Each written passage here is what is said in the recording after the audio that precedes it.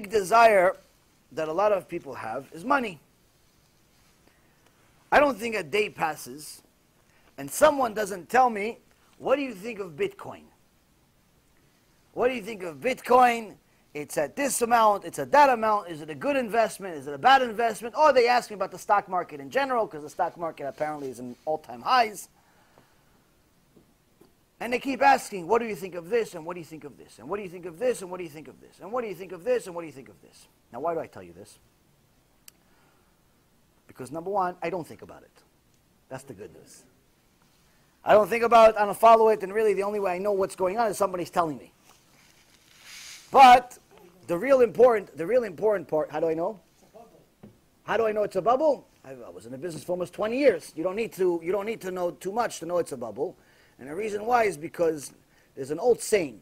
When a taxi driver is giving you stock tips, it's a bubble.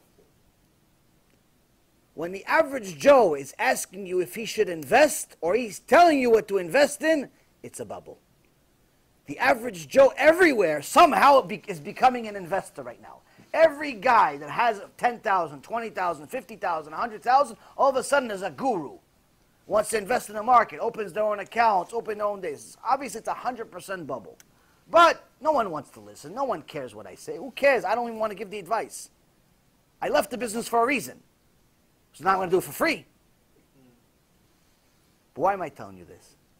Because the funniest thing in the world, that's very sad though, it's funny but it's sad, is that every single time someone tells me, they ask me the question, what do I think of this and what do I think of this? I say, listen, if you tell me, I'm going to give maaser, I'm going to give 10% maaser, I'm going to give 10% to your kiruv organization. You know, it's tzedakah is important, tzedakah. I'm going to give maaser. The guy sent me a text early this afternoon. He goes, listen, I know you're busy, I know your time is precious, and all these nice, generous compliments I don't deserve anyway. And he says, listen, what do you think of Bitcoin? I'll show you the text. Mamash, I'll show you the text. There's no name on it, so you won't know who it is. You see the text. He says, no, and listen, I'll give you maaser. I'll give you 10% maaser. It's kiruv, kodarav. If I make money, it's kiruv. People could do tshuva. All of a sudden, we all became Moshe Rabbeinu. All of a sudden, everybody became Moshe Rabbeinu. Now, the question I have for everyone that says they're going to give maaser if this happened, they're going to give maaser if they become rich, they're going to give maaser if they sell this house, they're going to give maaser if they sell the property, they're going to give maaser if Donald Trump gives them part of his inheritance, they're going to give maaser if the boss gives. Why didn't you give maaser now? That's the question. The question they're going to ask you in Shamayim, when you get up to Shamayim and they start giving you, why did you tell the rabbi you're giving maaser? Why? Why are you a liar? Why are you a liar? Why are you a filthy liar? Who are you kidding? You think you're lying to me? Do you think I care bichlal? You have a problem in Shamayim, you filthy liar. You filthy liar, you have a problem in Shamayim. They're going to ask you, why are you a filthy liar? Why are you telling people, oh, I'm going to give maaser, I'm going to give maaser?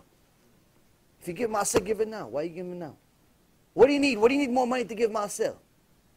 What do you think? Only rich people give maaser? The #1 donors in the world are poor. Every organization will tell you that.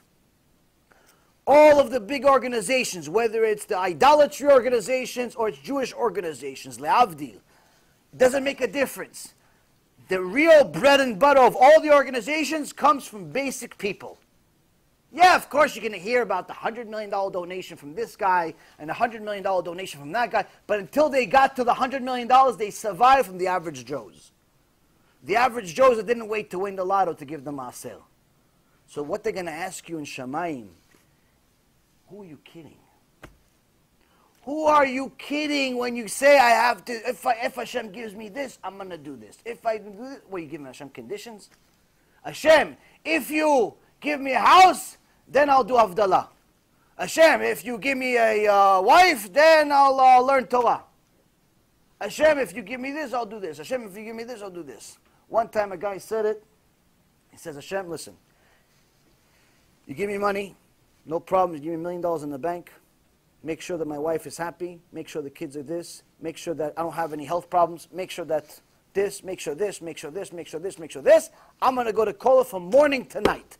A bat kol from Shamayim came out. I'm not interested.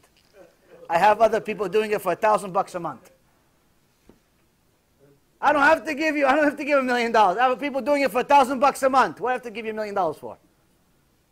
Not interested. Are you doing Hashem a favor?